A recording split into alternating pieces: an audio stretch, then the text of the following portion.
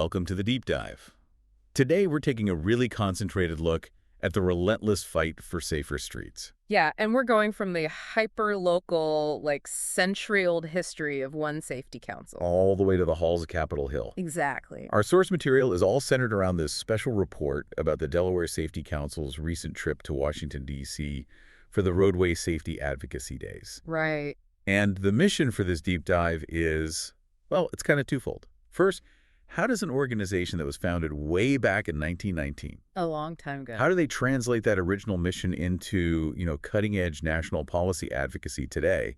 And second, what shockingly powerful rhetorical tools are they using right now to try and change how we all think about road deaths? And that's such an essential question because the stakes, they just couldn't be higher. We're talking about the Road to Zero initiative. The goal to completely eliminate road fatalities. Completely. And to get there, we really have to grasp what that requires. It's a huge national commitment to what's called the Safe Systems approach, and that needs funding from the bipartisan infrastructure bill. Okay, so before we go any further, let's define that term. Safe Systems Approach, or SSA. We hear it all the time. We do, and it's central to everything. So what does it actually mean for you, the listener who's just driving down the road? Well, in essence, the Safe Systems approach starts by acknowledging something really basic. Humans will always make mistakes. We're not perfect. Not at all. So it operates on the belief that a simple human error should never, ever result in death.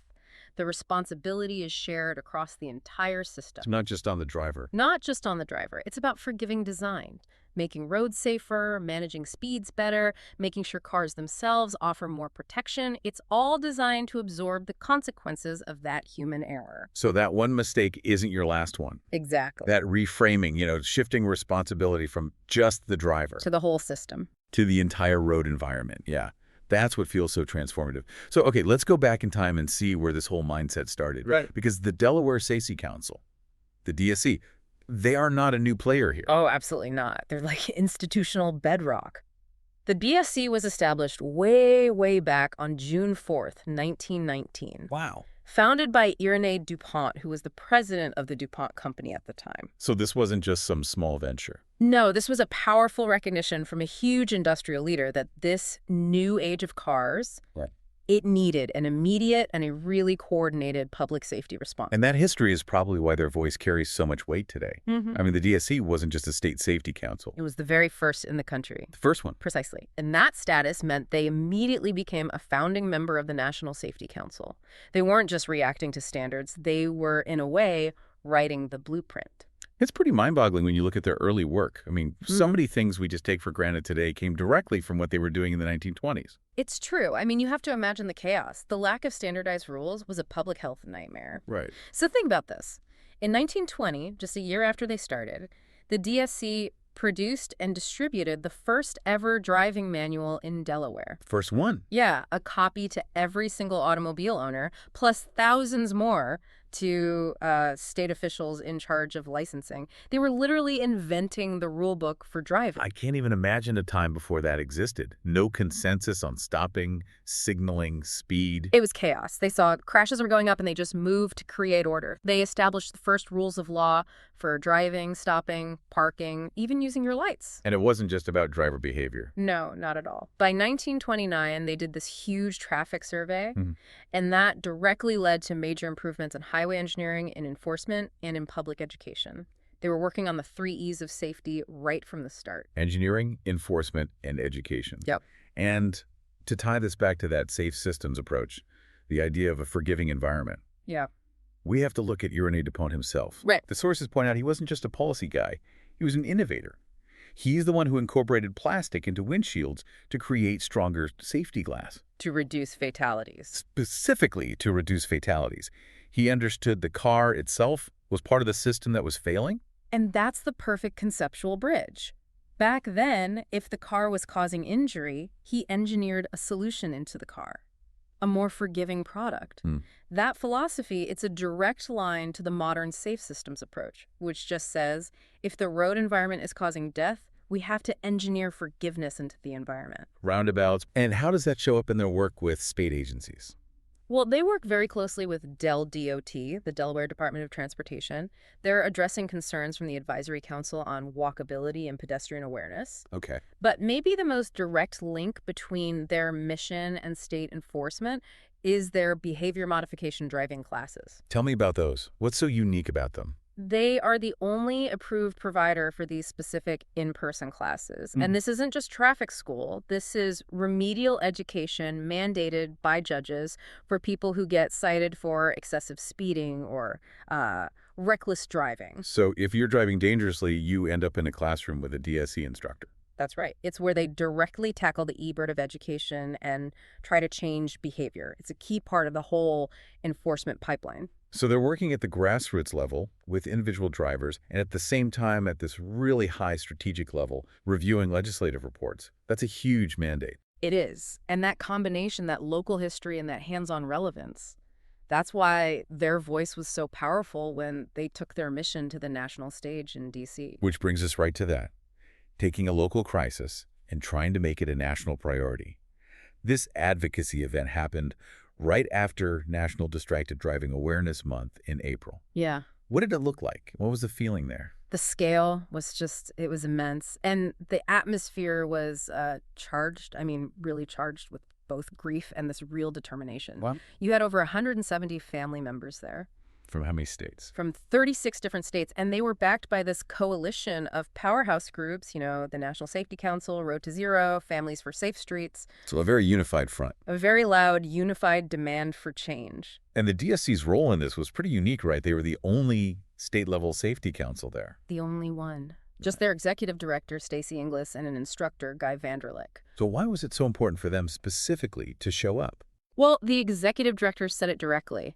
As the first state safety council in the country, they just felt a real responsibility to be there. Almost like a historic duty. Yeah, a matter of stewardship. To support those families and to lend their century of credibility to this fight for safer streets for everyone. We have to talk about the emotional core of this because you really can't separate the policy from the personal stories driving it. You can't. These families were there to share the unbearable reality of losing a child or a spouse or a parent in a crash that was so often caused by a distracted or impaired driver. And they made it visible. Very visible, and that was strategic. They weren't just in meeting rooms. They gathered on the steps of the U.S. Capitol holding up posters, photographs of their loved ones. It turns a statistic into a face. Exactly. It forces the problem out of the abstract and right onto the political stage. And the sources showed one story that just crystallizes the cost. Tiffany's story. Yes, Tiffany. Seated in a wheelchair at the event. The sole survivor of a crash caused by a distracted driver. A crash that killed 9 of her family members. 9 members of her family. To have a survivor there testifying not just to her grief, but to the systemic failure that allowed that to happen, that carries an unbelievable weight. It absolutely does. When 170 families share these preventable stories, it pushes the conversation past just blaming the driver. And squarely into the need for systemic change. That safe systems approach and the mechanism they were all pushing for was the funding, the renewal of that bipartisan infrastructure law. So how did they connect that emotional power to actual policy in their meetings? The families in the DSC met with the staff and delegates from Delaware's own congressional team, so Senator Carper, Senator Coons, and then Congresswoman Lisa Blunt Rochester. A really targeted effort. Very targeted, because those are essential votes when it comes to infrastructure and appropriations. Right. The whole discussion was about securing the money needed from that infrastructure bill to actually build the safer roads that the SSA demands. They were making sure the stories on the steps turned into funding in the budget. That's the goal. So moving from that intense advocacy to the high-level policy talks, the DSC also went to the Road to Zero Coalition's annual meeting. Yes, and this is where the whole crisis was framed on a national level by top federal officials. Right. This part provided the why. Why all this advocacy is so necessary. Exactly. The speakers included the U.S. Secretary of Transportation and Lorraine Martin, who's the head of the National Safety Council. And they weren't just talking stats, they were talking about perception. And this fireside chat they had, this is where that rhetorical reframing really took off. Mm-hmm. The secretary made 2 comparisons that honestly should stop everyone in their tracks. They were designed to shock us out of complacency. The first one he made was this. The number of people killed in this country every year by gun violence. Okay. is equal to the number of people killed on our roadways. That is a staggering comparison. It is. And yet, as the Secretary pointed out, one of those crises gets massive, sustained media coverage and drives urgent political debate. The other one, roadway deaths, is just sort of absorbed. Slated as normal was the phrase he used. Slated as normal. We accept it in a way we refuse to accept other kinds of preventable death. And that acceptance is the biggest barrier to the road to zero goal, right? Yeah. We have to stop calling them accidents and start seeing them as preventable system failures. Exactly. And to hammer that point home, the Secretary then asked this second question. The airplane analogy. The airplane analogy. He said, ask yourself, what would happen if one commercial airplane crashed every single day? And he pointed out the numbers match up. The number of people killed on our roads daily is about the same as the passengers on an average commercial flight. Great. And if a plane crashed every day, the country would shut down. Every single resource would be deployed instantly to find the systemic failure and fix it. There would be zero tolerance for it. Zero. And that's the ultimate test of urgency. We accept this decentralized daily trauma of thousands of crashes, but we would never accept the centralized trauma of a daily plane crash, even if the loss of life was identical. That synthesis, which the DSC heard firsthand, it's really the intellectual muscle behind this whole push for the C-Systems approach. It is. It demands we treat roadway safety with the same intolerance for failure we apply to aviation safety. And what's so fascinating is how it all comes full circle.